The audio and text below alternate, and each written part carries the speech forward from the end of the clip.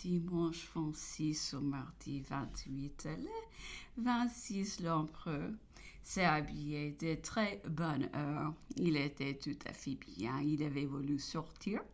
Le temps était charmant et d'ailleurs sa chambre n'avait pas été faite depuis 3 jours. Nous avons été dans le jardin où il a voulu déjeuner sans le berceau. Il se trouvait fort gai et sa conversation a parcouru beaucoup d'objets et de personnes. L'empereur, tout à fait rétabli, reprit ses occupations ordinaires et l'été. La seule ressource, sa chambre, la lecture, la dictée, le jardin devaient remplir toute sa journée.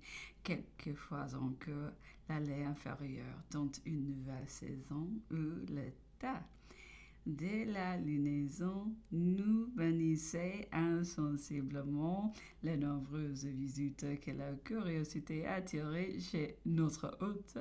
Peu y rencontrer l'empereur l'avait gêné et l'on avait tout à fait éloigné.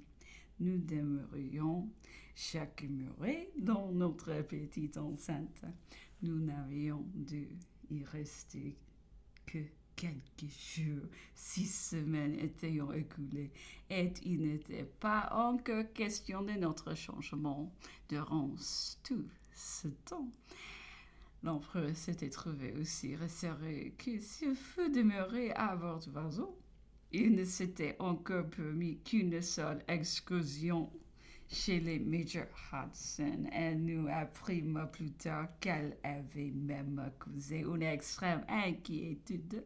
Elle était parvenue au milieu du bal de l'admiral, aux oreilles de autorité et les avait mises toutes en émoi. On travaillait toujours à Longwood, qui devait être notre nouvelle demeure.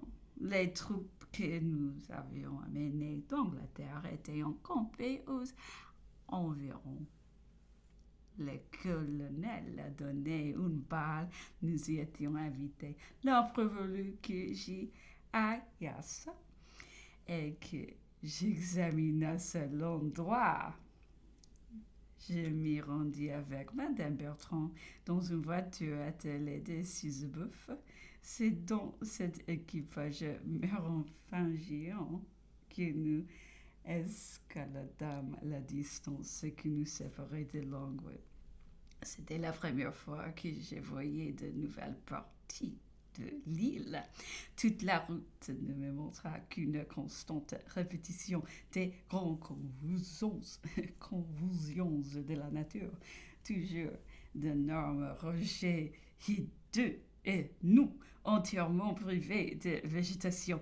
Si à chaque changement d'horizon, on apercevait au loin quelques verdures, quelques bouquets de bois, tout cela disparaît en approchant comme les ombres des poètes.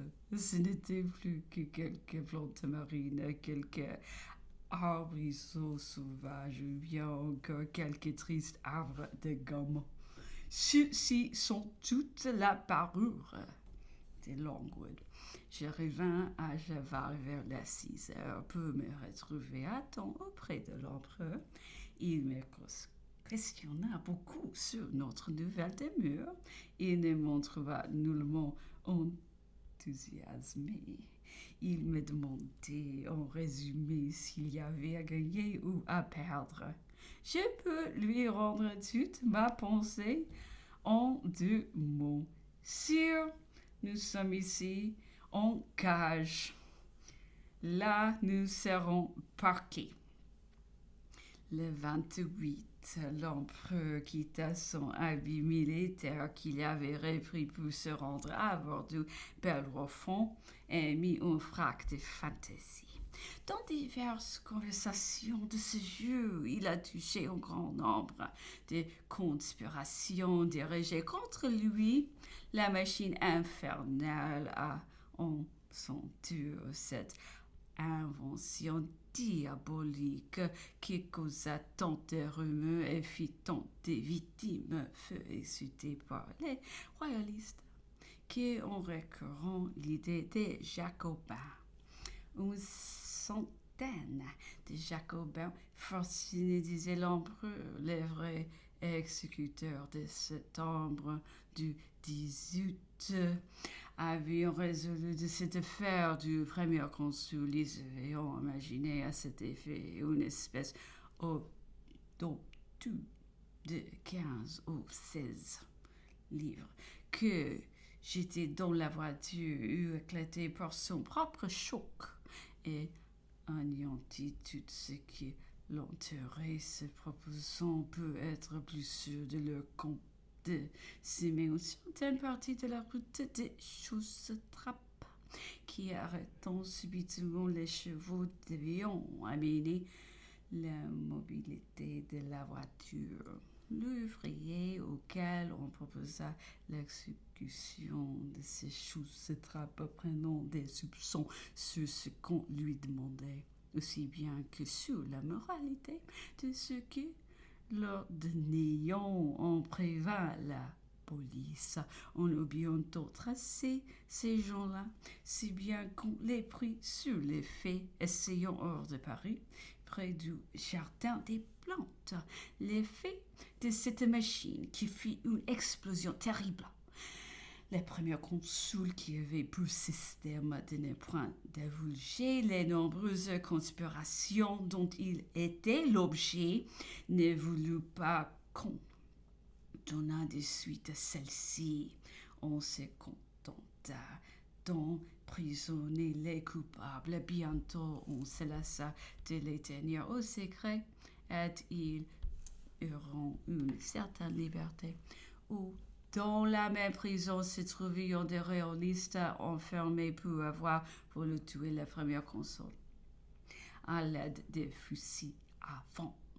Ces deux bandes fraterniseront et ceux-ci transmiront à leurs amis de dehors l'idée de la machine infernale comme des beaucoup préférables à tout autre moyen.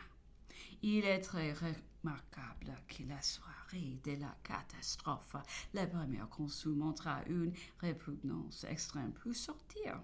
On donnait un oratorium.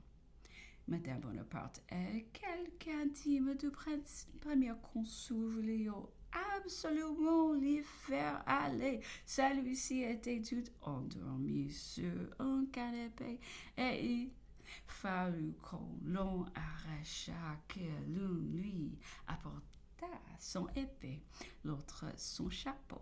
Dans la voiture même, il sommeillait de nouveau quand il ouvrit subitement les yeux, rêvant, dit-il, qu'il se noyait dans le tagliamento.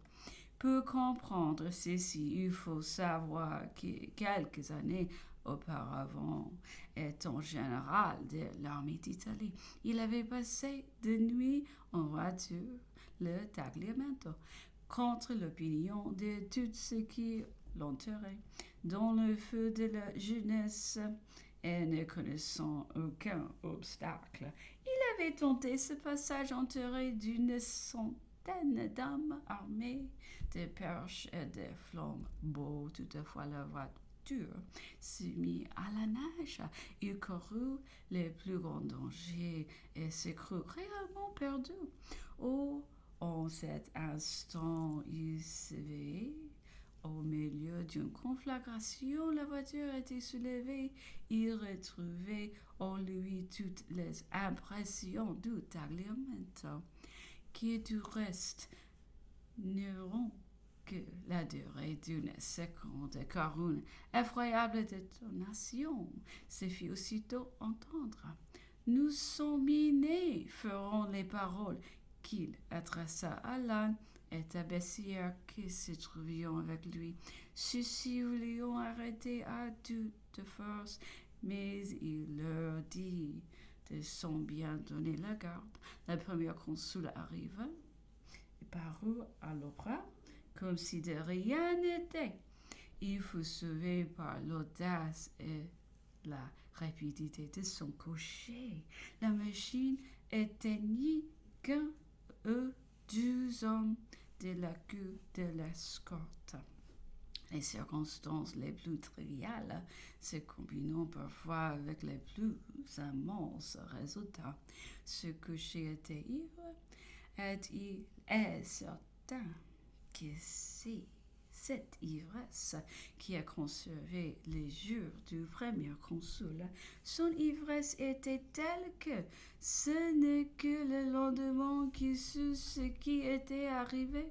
Il avait pris la détonation pour un salut. Aussitôt après l'événement, on s'en prit aux Jacobins qu'on avait jadis convaincus de la préméditation de cet attentat.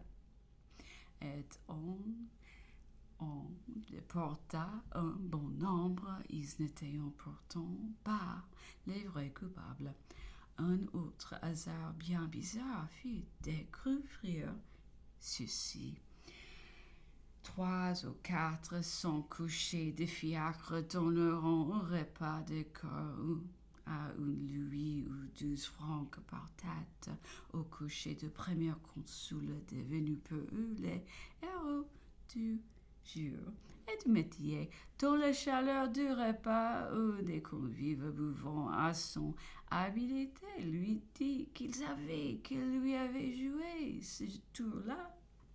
On s'en saisit aussitôt, et il se trouva que le jour même, ou la veille de la fatale explosion, ce coucher s'était arrêté avec son fiacre devant une porte cochère pour laisser passer la petite charrette qui avait fait de toute la main. On courut à cet endroit où l'on louait. En effet, des voitures de toute espèce, la propriétaires ne la renieront pas. Ils montreront les hangars où elle avait été raccommodée, des traces de poudre y étaient encore. Ils croyeront, diront-ils, l'avoir louée à des contrebandiers bretons. On retraça facilement tous ceux qui y avaient travaillé. Celui qui avait vendu le cheval et l'on acquis des indices que ce complot partait des royalistes chouans. On dépêcha quelques gens intelligents à leur quartier général dans le Morbihan. Ils ne s'en cachaient pas, ne se plaignant que de n'avoir pas réussi. Quelques coupables par là feront saisis et punis. On assure que le chef a depuis cherché dans les austérités de la religion l'expiation de son crime, qu'il s'est fait trappiste. Mercredi 29, jeudi 30, je trouve ici dans mon manuscrit des détails précieux sur la conspiration de George Pichegru Moreau et le procès du duc d'Enghien. Mais comme il en est question à différentes reprises dans mon journal, je renvoie plus loin ce qui se trouve ici afin d'en présenter d'ailleurs l'ensemble complet. Les petits jardins de Monsieur Barcon, où nous nous promenions souvent, se trouvaient cultivés par un vieux nègre. La première fois que nous les rencontrâmes, l'empereur suivant sa coutume mais les fit questionner et son récit nous intéressa fort. C'était un Indien malais qui avait été frauduleusement enlevé de chez lui il y avait nombre d'années par un équipage anglais, transporté à bord et vendu à Sainte-Hélène où il demeurait depuis dans l'esclavage. Sa narration portait tout le caractère de la sincérité. Sa figure était franche et bonne. Ses yeux spirituels étaient encore vifs. Tout son maintien nullement avili, mais tout à fait attachant. Nous fûmes indignes au récit d'un tel forfait. Et à peu de jours de là, l'empereur pensa à l'acheter pour le faire reconduire dans son pays. Il en parla à l'admiral, dont les premiers mots en défense de sien fut de prétendre que le vieux Toby, c'était le nom du malheureux slave, ne devait être qu'un imposteur et que la chose était impossible. Toutefois, il fit une enquête à ce sujet et la chose ne se trouva que trop vraie. Alors il partagea notre indignation et promit d'en faire son affaire. Nous avons quitté Briars, nous avons été transportés à Longwood, et le pauvre Toby, partageant le sort commun de toutes choses ici-bas, a été bientôt oublié. Je ne sais plus ce que le tout est devenu. Quoi qu'il en soit, lorsque nous venions dans les jardins, l'empereur s'arrêtait la plupart du temps près de Toby et me le faisait questionner sur son pays, sa jeunesse, sa famille, sa situation actuelle. On eût dit qu'il cherchait à étudier ses sensations. L'empereur terminait toujours la conversation en me faisant lui donner un Napoléon. Toby s'était fort attaché à nous. Notre venue semblait être sa joie.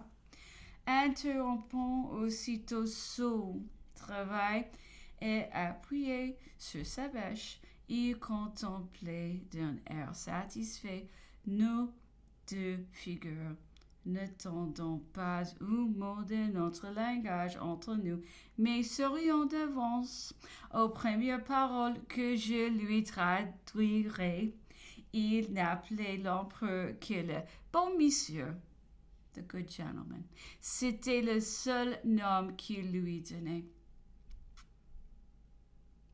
Il n'en savait pas davantage.